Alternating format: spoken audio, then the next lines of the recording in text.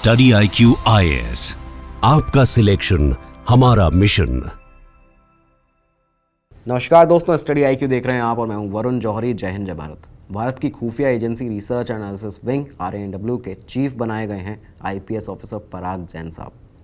पराग जैन वही व्यक्ति जिनके बारे में कहा जाता है कि पंजाब से लेकर कनाडा तक जितने भी खालिस्तानी सेपरेटिस्ट हैं वो उनके नाम से कांपते हैं। और इस लिस्ट में एक और नाम, एक देश का ऐड हो चुका है और वो देश है पाकिस्तान। क्योंकि पाकिस्तान में ऑपरेशन सिंदूर के तहत जो भारत ने प्रिसीजन स्ट्राइक्स की, 9 टेरर बेसिस को पाकिस्तान के ख़त्म किया, जैश-ए-मोहम्मद, लश्कर-ए-तैयबा के सभी के बेसिस को जो ख़त्म किया गया, उसका जो ग्राउंड इनपुट था वो सालों से बनाए हुए एक स्पाइंग नेटवर्क से निकाला गया था और वो स्पाइंग नेटवर्क बनाया था पराग जैन साहब ने। आज आपको उनके पूरे करियर के बारे में बताने वाले हैं, चाहे वो पंजाब में उनकी पोस्ट खालिस्तानी पीरियड्स में पोस्टिंग्स रही हों, जहां वो DGP तक रहे, SP रहे, SSP रहे, चाहे कनाडा और श्रीलंका में उनकी पोस्टिंग्स रही हों, जब उन्होंने खालिस्तानी सेपरेटिस्ट को लगातार ट्रैक किया, उनको ट्रेस किया। श्रीलंका में जब रिजीम चेंज हुआ उस समय पर उन्होंने भारत के लिए किस तरह से सहयोग किया, हेल्प की, मदद की। और इसके अलावा चाहे 2019 में आर्टिकल 370 को जब हटाया गया तब कश्मीर में उन्होंने किस तरह से काम किया, सारी चीज़ें आपको पता चलेंगी। साथ ही साथ ये भी पता चलेगा कि ऑपरेशन सिंदूर के मास्टरमाइंड क्यों कहे जाते हैं IPS पराग जैन। ये एपिसोड बहुत इंपॉर्टेंट होने वाला है आपके लिए, इसको ज़रूर देखिएगा और ज़्यादा से ज़्यादा शेयर कीजिएगा। और अगर आप इंस्टाग्राम पर हैं, टेलीग्राम पर हैं, आ जाइए, वहाँ पे बातचीत करेंगे। जो भी इन्फॉर्मेशन का आदान प्रदान है आपके हमारे बीच में होता रहेगा। शुरुआत करते हैं आज के इस एपिसोड की। तो दोस्तों, शुरुआत होती है 1967 से।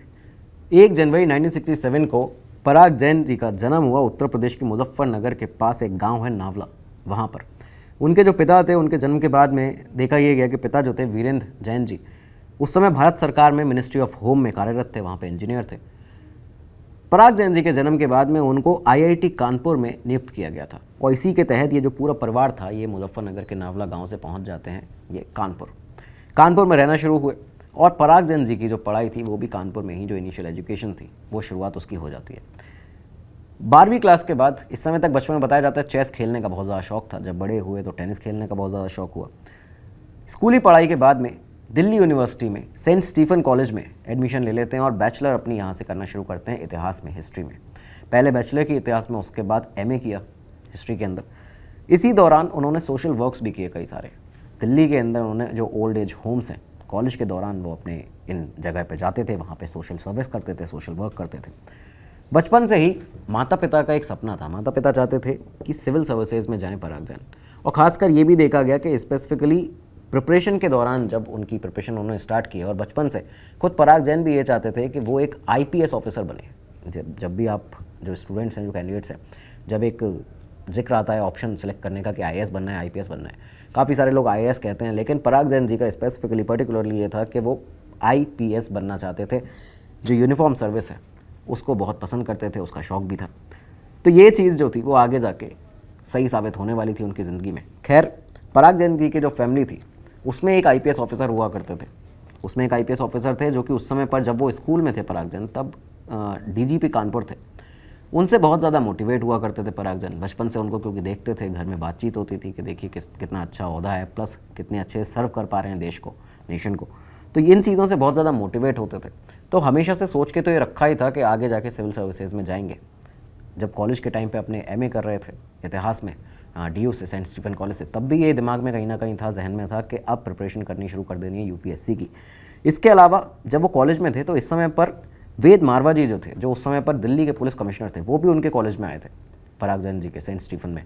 और वहाँ पे उनकी भी जो स्पीच थी उसको सुनने के बाद भी उन्हें लगा कि ये जो एग्ज़ाम है ये देना ज़रूरी है, UPSC का एग्ज़ाम देंगे और उसके बाद IPS ऑफिसर बनेंगे, क्योंकि यही एक डायरेक्ट ज़रिया है नेशन को सर्व करने का, लोगों को सर्व करने का, उनकी जो मुसीबतें हैं, जो उनकी कठिनाइयाँ हैं, उनको रिजॉल्व करने का, उनके इश्यूज़ को ख़त्म करने का।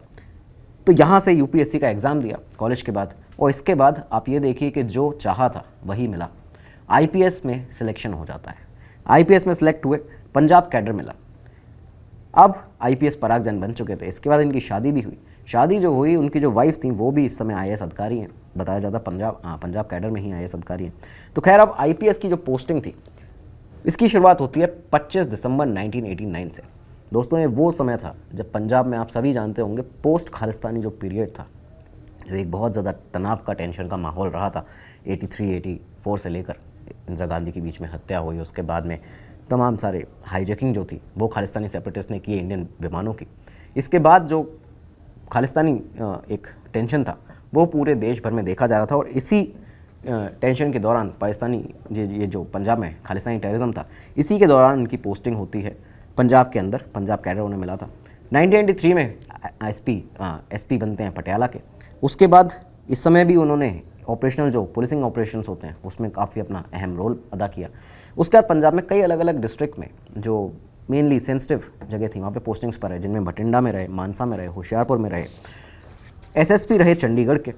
यहाँ पे उन्होंने जो क्रिटिकल काउंटर इंसर्जेंसी ऑपरेशंस होते हैं वो भी किए खालिस्तानी सेपरेटिस्ट के अगेंस्ट में। जो वहाँ पे क्रिमिनल एक नेक्सस है पंजाब और हरियाणा का, उसके ऊपर चंडीगढ़ एसएसपी रहने के समय पर तो उन्हें हरियाणा पंजाब दोनों तरफ देखना पड़ रहा था, सारी चीज़ों को उन्होंने देखा। कुल मिला के बात ये सामने आती है कि अर्ली 1990s से लेकर जो साल 2000 तक का पूरा समय रहा है, इस समय पर वो अलग अलग जो मिलिटेंसी प्रोन एरियाज़ थे पंजाब में वहाँ पे रहे, वहाँ पे पोस्टिंग्स पर रहे पोस्ट खालिस्तानी पीरियड में, और यहाँ पे उन्होंने अपने काउंटर इंसर्जेंसी जो ऑपरेशंस थे, पुलिसिंग ऑपरेशंस थे, वो सारे किए। इसके बाद डीआईजी लुधियाना रेंज बनाए जाते हैं आईपीएस पराग जैन।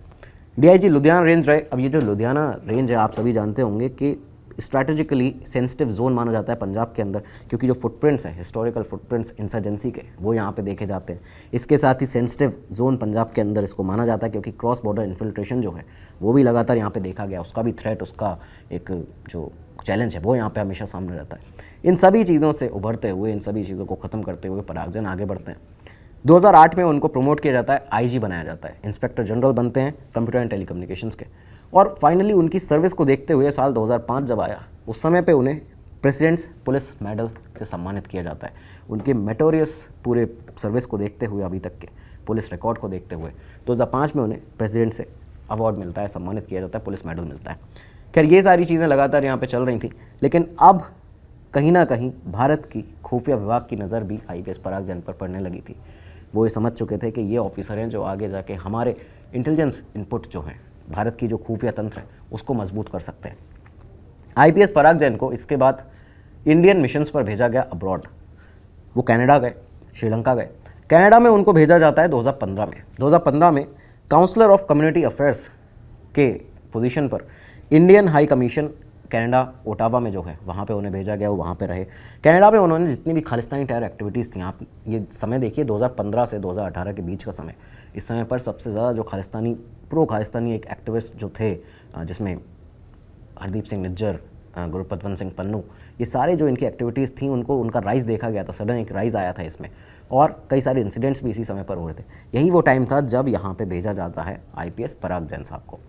ओटावा पहुँचे काउंसलर ऑफ कम्युनिटी अफेयर्स के रोल में, वहाँ पे रहे। वहाँ पे उन्होंने सारी एक्टिविटीज़ जो थी खालिस्तानी टेरर एक्टिविटीज़, उनके मॉड्यूल्स खालिस्तान टेररिस्ट के, सेपरेटिस्ट के, इन सबको देखा कि किस तरह से कनाडा से बैठकर भारत के अंदर अटैक करने का, या भारत के अंदर जो एंटी इंडिया एक्टिविटीज़ हैं वो करने के लिए ट्राई करते रहते हैं।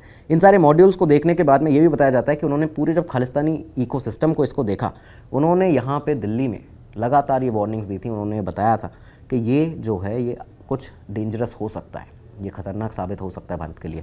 तो उनके जो इनपुट्स थे वो बहुत अहम रहे, बहुत क्रूशियल रहे इनकी कनाडा की पोस्टिंग पर। खैर जब यहाँ से वापस आते हैं भारत, अपनी कनाडा पोस्टिंग पूरी करने के बाद भारत वापस आए, तो ये वो दौर था जब 2019 आ चुका था।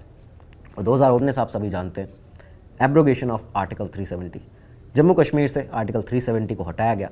माहौल जो था वो काफ़ी ज़्यादा टेंस था। कई लोगों ने, कई बड़े बड़े पॉलिटिकल लीडर्स ने कहा था कि अगर आर्टिकल 370 हटाया गया तो हम ये कर देंगे, ये कर देंगे, इस तरह की हालात हो जाएंगे कश्मीर के अंदर। ऐसे सेंसिटिव टाइम पे आईपीएस पराग जैन साहब को कमान दी जाती है जम्मू कश्मीर की। वो जम्मू कश्मीर पहुँचे। यहाँ पे इस समय पर उन्होंने अपने जो सिक्योरिटी कंडीशन जब बहुत ही सेंसिटिव थी, उस समय पर अपना कार्यभार संभाला। जम्मू कश्मीर की जो उनकी पोस्टिंग रही है, इसके बारे में ये बताया जाता है कि उन्होंने पाकिस्तान के जो लगातार अटैम्प्ट्स थे क्रॉस बॉर्डर इन्फिल्ट्रेशन को, टेरर इंफ्रास्ट्रक्चर अपना जो आसपास पीओके में, पाकिस्तान ऑक्यूपाइड कश्मीर में जो पाकिस्तान बनाता है आईएसआई की मदद से, इन सबको मॉनिटर करना शुरू कर दिया था। उन्होंने इन टेरर ऑर्गेनाइजेशंस के जो OGWs हैं, जो कश्मीर के अंदर रहकर इनके लिए काम करते हैं, इन सबको आइडेंटिफाई करना शुरू किया, इस पर भी काम किया। साथ ही साथ ये बताया जाता है उनका जो ह्यूमन इंट है, ह्यूमन इंट और टेक इंट, ह्यूमन इंटेलिजेंस और टेक्निकल इंटेलिजेंस में उनको महारत हासिल है। और यही दो चीज़ें हैं जिसके तहत मेजर जो सिक्योरिटी ऑपरेशंस होते हैं वो उसमें उन्हें सबसे अव्वल बनाता है। ह्यूमन इंट और टेक इंट के बेसिस पर, अपने नेटवर्क बिल्डिंग के बेसिस पर उन्होंने यहाँ पे स्ट्रैटेजाइज करना शुरू किया कि किस तरह से कहाँ किन लोकेशंस पे पाकिस्तान ने अपने टेरर बेसिस को बना के रखा है और कौन सा टेरर बेस किस ऑर्गेनाइजेशन के लिए काम कर रहा है, कौन उसका हेड है, कितने लोग वहाँ पे रहते हैं, कितने रिक्रूट्स आते हैं, कितने ट्रेनिंग जो है वो कितने लोगों को दी जाती है और कौन कौन ट्रेनर्स हैं। सारी चीज़ें उनके पास में थी। समय के साथ वो इसमें एक तरह से इसको तराशते जा रहे थे, इन सारी इन्फॉर्मेशंस को। फाइनली इसी के बाद उनको जाके एक रैंक पे प्रमोट किया जाता है जब वो डीजीपी बनाए जाते हैं पंजाब के। हालांकि इस समय पर 1 जनवरी 2021 को उनको डीजीपी पंजाब बनाया गया। इस समय वो डेपुटेशन पर थे, सेंट्रल डेपुटेशन पर। इसके बावजूद उन्हें डीजीपी पंजाब जब बनाया गया तो खैर जो उनकी जो बाकी ड्यूटीज़ होती हैं, रोल होता है, क्योंकि वो रॉ के साथ इस समय पर भी लगातार काम कर रहे थे, तो पोजीशन थी, लेकिन वो लगातार अभी रॉ के साथ में ही काम लगातार कर रहे थे। खैर इसके बाद श्रीलंका उन्हें भेजा जाता है इंडिया का स्टेशन चीफ बना के। श्रीलंका एक कोलंबो में वो इस समय पर पहुंचे जब पॉलिटिकली बहुत ही सेंसिटिव माहौल था श्रीलंका में। अब आप देखिए कि अभी तक पंजाब हुआ, कनाडा हुआ, उसके बाद 2019 में आर्टिकल 370 हटाए जाने पर कश्मीर में रहे, पाकिस्तान पे अपनी नज़र बनाई। अब श्रीलंका में जब रजीम चेंज हो रहा था तो वो रजीम चेंज जो है वो उन्होंने खुद देखा है। वहाँ पे उनका जो टेन्योर था दरअसल वो कोइंसाइड किया हुआ था। कोलंबो में क्या हुआ आप सभी जानते हैं, इलेक्शंस हुए सितंबर 2024 में। इससे पहले जो इकोनॉमिक कोलैप्स हुआ था श्रीलंका के अंदर 2022 में, उसकी वजह से पूरा इलेक्शंस जो थे वो हुए थे। प्रेसिडेंट जो गोताब्या राजप्रकाश थे उनको अपना ऑफिस छोड़ना पड़ा था, प्रेसिडेंट का पद अपना छोड़ना पड़ा था जुलाई 2022 में। और उसके बाद ही फाइनली जो सितंबर 2024 में चुनाव हुए तो उसमें अर्ना कुमारा दिसानायक जो अगले प्रेसिडेंट बनाए गए, तो वो यहाँ पर जीतते हैं। ये जो पूरा क्रूशियल टाइम था, इसमें भी इस ट्रांजिशन पीरियड में श्रीलंका के कोलंबो के अंदर इस माहौल में भी आईपीएस पराग जैनी थे, जिनकी लीडरशिप में लगातार वो स्टेशन चीफ क्योंकि यहाँ पे थे, तो उन्होंने जितने भी इनपुट्स थे वो नई दिल्ली तक भेजे, भारत तक भेजे। उनको बताया, भारत को ये बताया हमें कि किस तरह का एनवायरनमेंट है, क्या एंटी इंडिया जो इन्फ्लुएंस यहाँ पे अगर आता है कुछ तो उसको हम काउंटर कैसे कर सकते हैं, स्टेबिलिटी भारत और श्रीलंका के बीच में बना के कैसे रख सकते हैं। इस पूरे प्रोसीजर के पीछे, इंटरनेशनल रिलेशन भारत और श्रीलंका के पीछे यहाँ पे इस टाइम पे, क्रूशियल टाइम पे आईपीएस पराग जैन का ही नाम सामने आता है। दोस्तों इस वीडियो में आगे बढ़ने से पहले एक ज़रूरी अनाउंसमेंट आप लोगों के लिए। अगर आप लोग यूपीएससी सीएससी की तैयारी कर रहे हैं, करना चाहते हैं, आईएएस आईपीएस ऑफिसर आईपीएस पराग जैन की तरह बनना चाहते हैं, यहाँ पे आपके लिए स्टडी आईक्यू आपकी इस तैयारी को हमेशा से मजबूत और आसान बनाता हुआ है। स्क्रीन पर जो आपको कोर्सेज दिख रहे हैं, लेटेस्ट बैचेज़ हैं आपकी तैयारी को मजबूत बनाने के लिए, इन्हें ज्वाइन कर लीजिए। डिस्क्रिप्शन बॉक्स में इस वीडियो के नीचे आपको लिंक मिल जाएगा। जो प्राइस दिख रहा है परचेज़ करने के लिए, इस प्राइस पे भी एक बहुत बड़ा डिस्काउंट मिलेगा अगर आप ये वीजे लाइव जो कोड है जो आपको स्क्रीन पर दिख रहा है ये लगाते हैं। इस कोड के साथ आप अपनी तैयारी को मजबूत तो बनाएंगे, ये एक बहुत बड़ा डिस्काउंट पाएंगे। हमारी शुभकामनाएं आपके साथ हैं। जल्दी से जल्दी अपना कोर्स परचेज़ करिए, अपनी तैयारी को मजबूत बनाइए। अब आगे बढ़ते हैं अपने इस एपिसोड में। तो अब यहाँ पे साल 2023 आ जाता है। 2023 में एक दफ़ा ब्यूरोक्रेटिक सर्कल्स में ये बात उठी थी पहले भी कि रॉ का जो अब नया चीफ बनाया जाना है तो वो किसे बनाया जाएगा, तो उसमें एक दफ़ा नाम उठा था आईपीएस पराग जैन साहब का 2023 में। इसके बारे में आपको थोड़ा बैकग्राउंड बताते हैं। देखिए कि ये वो समय था जब रॉ के चीफ उस समय समन गोयल साहब थे। उनका जो टेन्योर था, सेकंड एक्सटेंशन जो था उनका, वो कंप्लीट करने वाले थे 30 जून 2023 में। और इसके बाद में ये था कि अगला उन्हें एक्सटेंशन शायद दिया जा सकता है। अगर नहीं दिया गया एक्सटेंशन तो जो उनके रेगुलर एक सक्सेसर होंगे आगे आने वाले, तो वो होंगे रवि सिन्हा साहब। रवि सिन्हा साहब को, जो उनके नंबर 2 हैं रॉ के अंदर, उनको चीफ रॉ का बनाया जाएगा। ये बात थी यहाँ पे। लेकिन सडनली यहाँ पे ये खबरें आने लगी थी कि रवि सिन्हा साहब के अलावा रॉ का चीफ यहाँ पे बनाया जा सकता है पराग जैन को, आईपीएस पराग जैन को, जो कि 1989 के आईपीएस ऑफिसर हैं। अब ये चीज़ कहाँ से सामने आई थी इसके बारे में समझते हैं।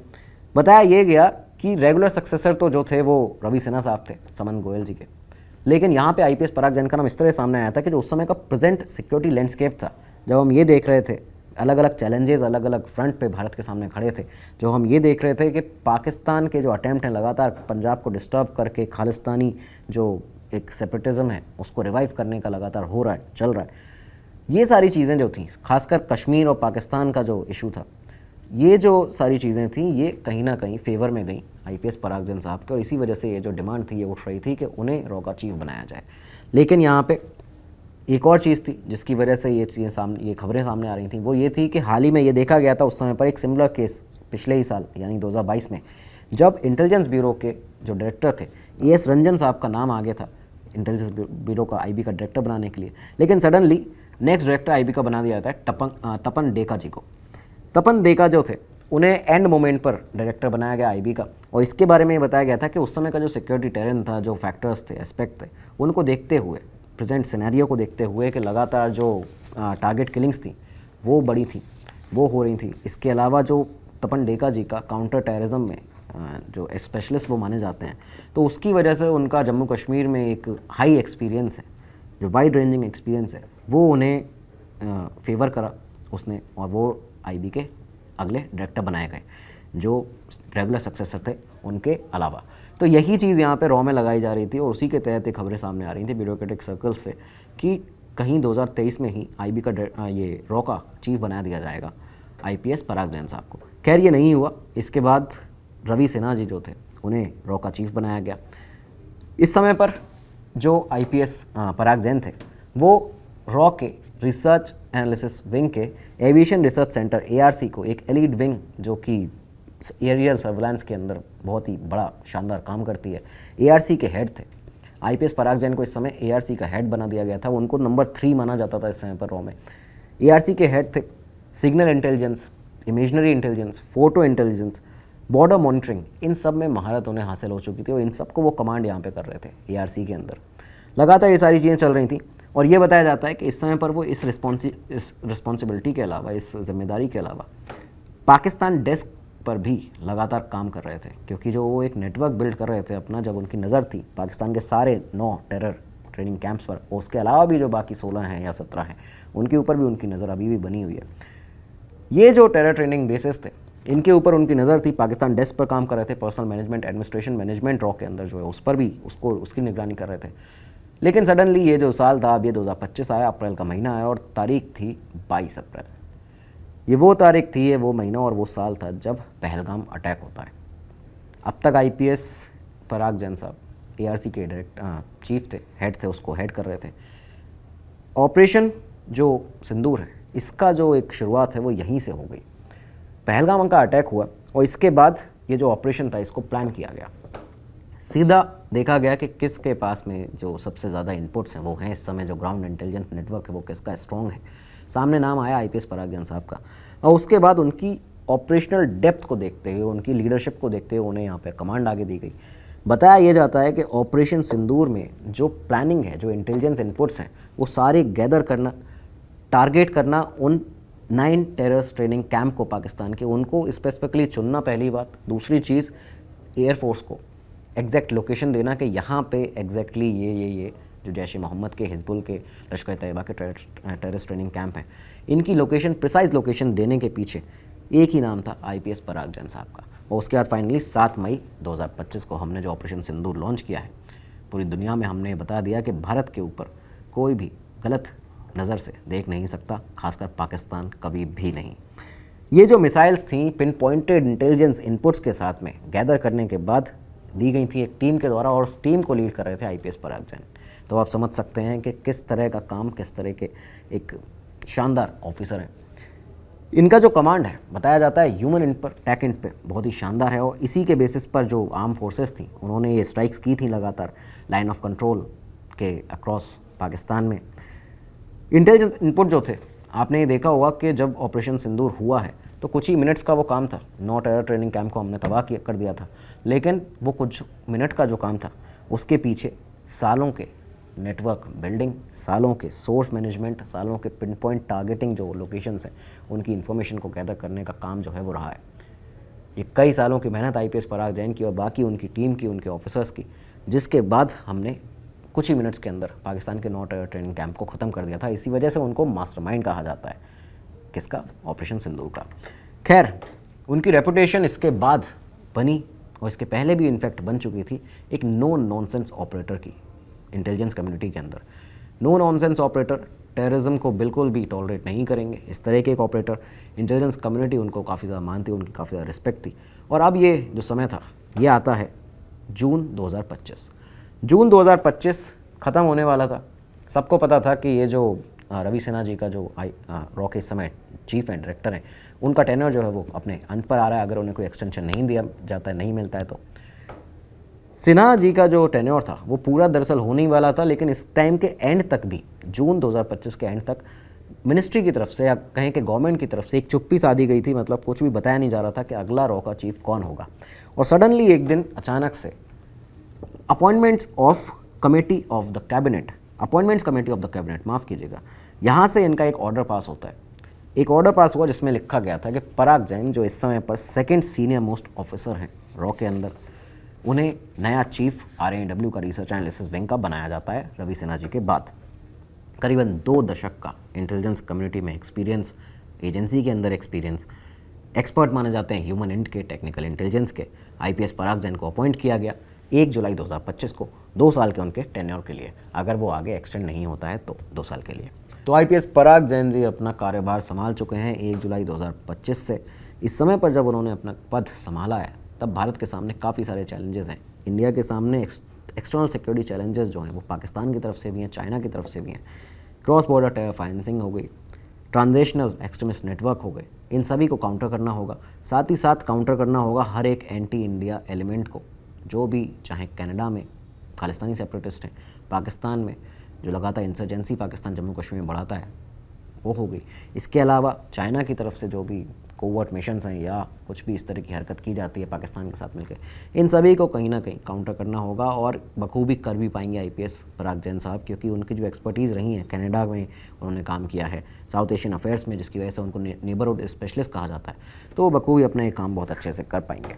तो खैर, हमारी शुभकामनाएँ हैं IPS पराग जैन साहब के साथ। ये एपिसोड उनके लिए डेडिकेटेड था, जिससे कि आपको पता चले भारत के नए रॉ चीफ जो हैं उनका क्या पूरा करियर रहा है, किस तरह से उन्होंने शानदार अपना करियर बनाया है। आप लोग भी इस तरह से अपना करियर बनाइए, IPS ऑफिसर बनिए, देश की प्रगति उन्नति में अपना योगदान दीजिए और इस एपिसोड को शेयर कीजिएगा। कमेंट करके अपनी राय बताइएगा IPS पराग जैन साहब के बारे में, उन आगे अब वो किस तरह से पाकिस्तान को ट्रीट करने वाले हैं उसके बारे में।